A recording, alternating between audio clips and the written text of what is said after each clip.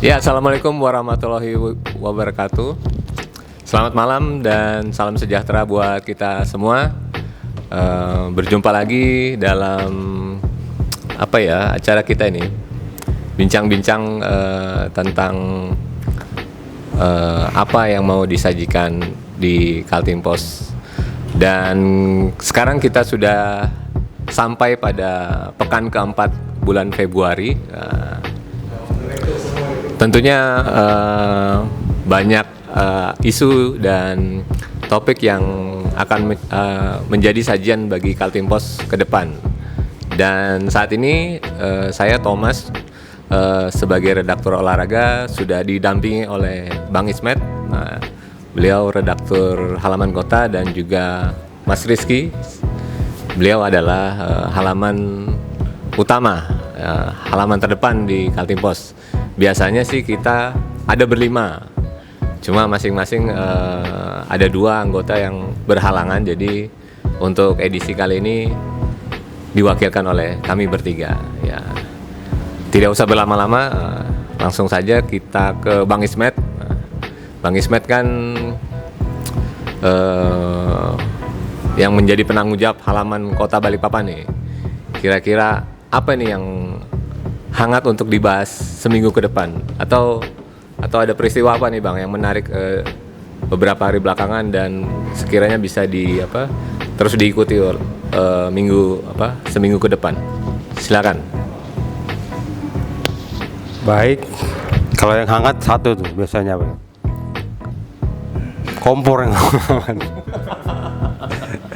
Ada Bang, matahari. Matahari. Oh, matahari. Ya, jadi ada beberapa hal yang mungkin bisa menjadi isu untuk halaman kota pada pekan terakhir Februari ini. Ya, tentu saja masih seputar COVID lah, ya.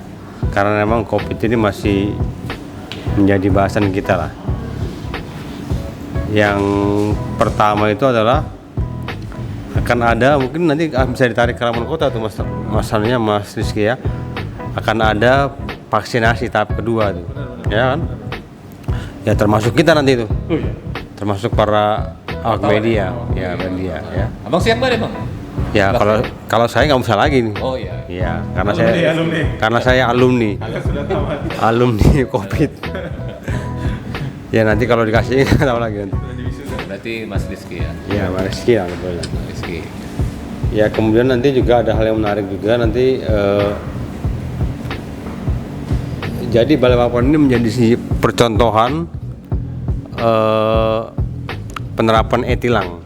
E-tilang. Ya e-tilang. Jadi e-tilang itu ya sini lagi dalam proses pemasangan sejumlah kamera. Kami belum tahu di mana tepatnya itu lokasinya itu. Tapi saya kira mungkin di jalan-jalan utama seperti Jalan Sudirman, mungkin di pertigaan Balapan Baru mungkin seperti itu, atau di Amir Haryono lah. Yeah. Jadi ya e-tilang. Jadi kalau misalnya kita melanggar rambu-rambu ya atau melanggar marka itu biasanya akan langsung terekam dan langsung ditilang pada saat kita mungkin perpanjangan STNK mungkin. Juga ada yang menarik dari saya kembali lagi kepada COVID tadi itu, ada kabar terbaru bahwa istri, menantu dan cucunya Pak Rizal itu, Pak Wali kita itu, Wali Kota Balikpapan itu terpapar dan sekarang lagi dirawat itu. Ya menurut saya agak ironi juga karena apa? Karena memang Pak Rizal dan Bu Rizal ini kan selama ini selalu gencar mengamanyakan bagaimana supaya kita ini terpapar ya. Kabarnya dari menantu. Nanti kita juga akan kita akan ikuti lah bagaimana perkembangannya itu. Jadi dari menantu kemudian kena ke cucu. Kemudian karena istrinya ini, menantunya sudah masuk, istrinya jagain cucunya kena juga. Nah, iya. Untuk klaster gitu ya. Iya, jadi klaster keluarga. Itu nanti juga kita akan pantau lagi pelaksanaan PPM Mikro, dan yang terakhir nanti mungkin masih seputar umroh yang batal. Ya, jadi umroh itu kan kemarin sempat ya di akhir-akhir tahun itu, tapi ternyata kemudian di awal Februari lalu ada keputusan dari otoritas Arab Saudi, ada 20 negara yang dilarang masuk termasuk kita Indonesia, sehingga ya kasihan juga travel itu. Yang jadi pertanyaan, bagaimana mereka yang sudah store setor uang biaya untuk umroh apakah bisa cari kembali. Saya kira nanti mungkin isu-isu pekan ke depan seputar itulah. Ya. Ya, saya kira itu cukup beliauan. Silakan. Ya, terima kasih Bang Ismet. Ya, memang menjadi perhatian kita semua Bang ya, bahwa memang COVID ini sudah melanda semua kalangan nih. Ya, tidak hanya kalangan bawah, masyarakat umum, menengah. Yang harusnya itu bisa dijaga ya. Iya. Karena virus ini nggak kelihatan kan? Iya, benar Bang. Kalau kelihatan kita gebukin Iya. dia, kalau kelihatan kan nggak kelihatan. Teringat ini Bang. Kalau ada di rudal. Mending perang rudal. Di rudal harusnya. Ya, ya tapi kita juga patut mendoakan Pak Rizal, keluarganya segera pulih dan bisa beraktivitas kembali, karena Pak Rizal sendiri adalah Ketua Satgas COVID, penanganan COVID di Balikpapan, dan tentunya semoga tidak terlalu mempengaruhi beliau, karena beliau setiap hari nih Bang, setiap hari turun ke lapangan. Ini kita ada kedatangan tamu nih. Alhamdulillah. Selamat malam. Malam Pak. Kayaknya bau durian ini. Ya. Kita habis mabuk durian. Iya. Kita mabuk durian ya. Iya. Kursi. Iya. Oh dapat kursi ini ya? Ya, kita dapat kursi. Sini tengah aja. Tengah. Nggak usah Pak.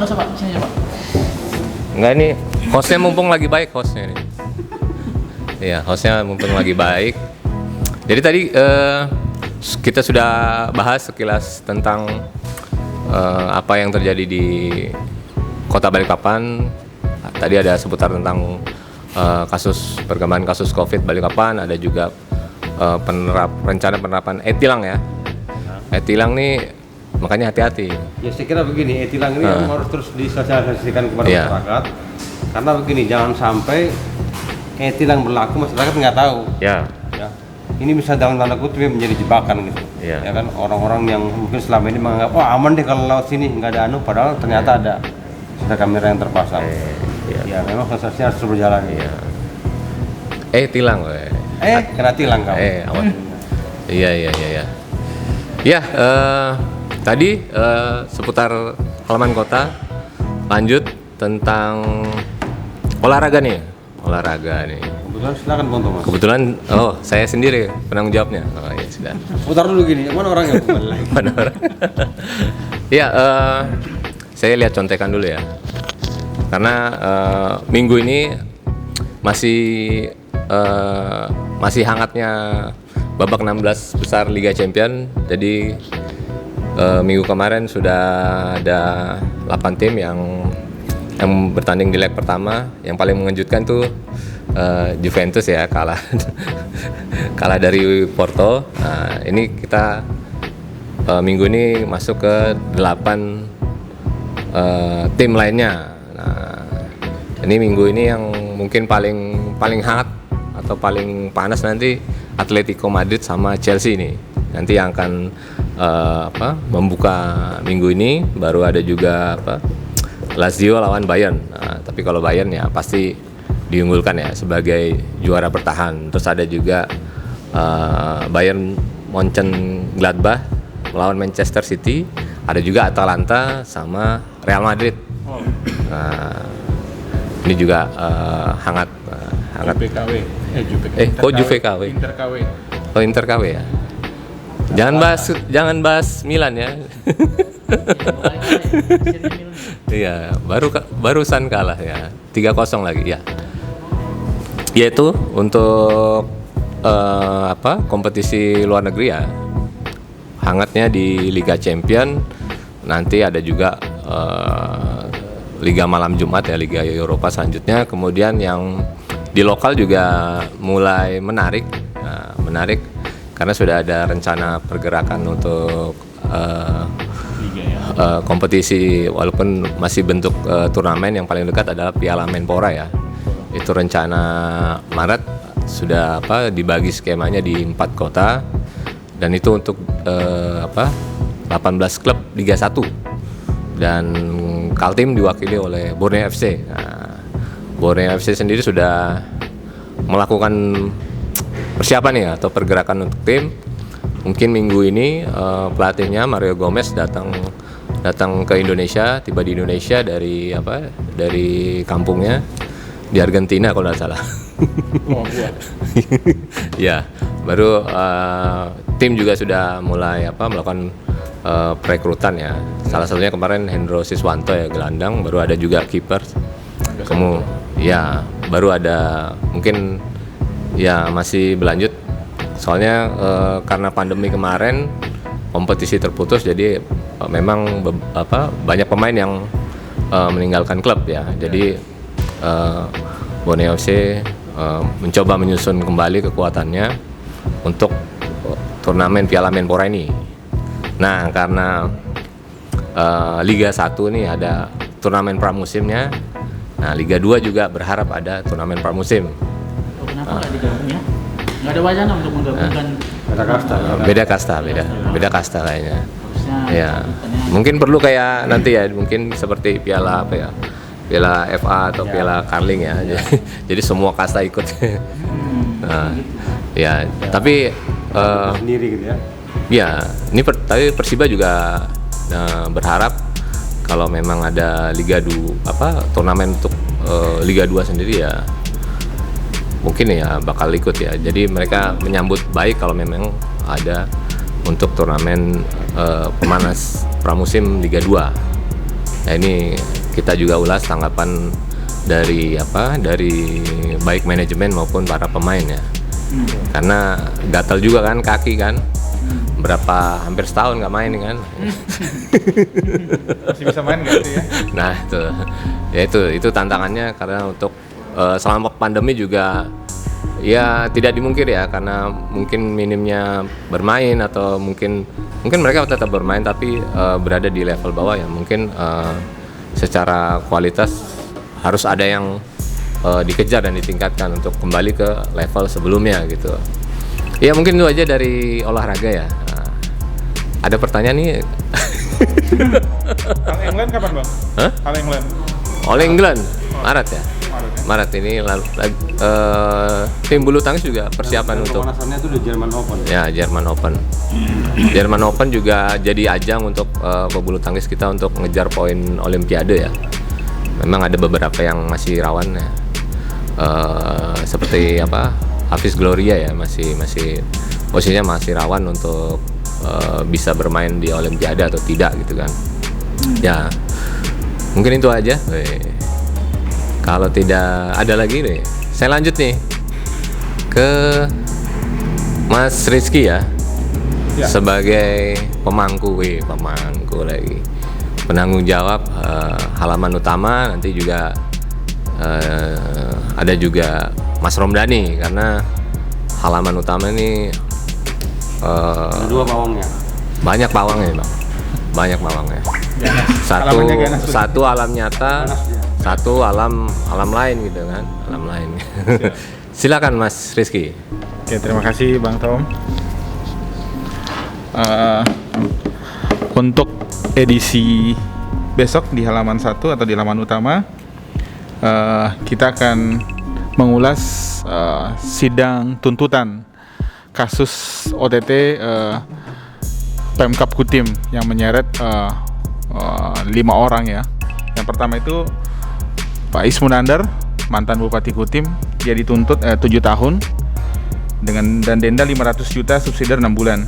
Juga ada uang pengganti sekitar 27 miliar. Jika tidak dibayar maka akan diganti dengan 3 tahun pidana penjara.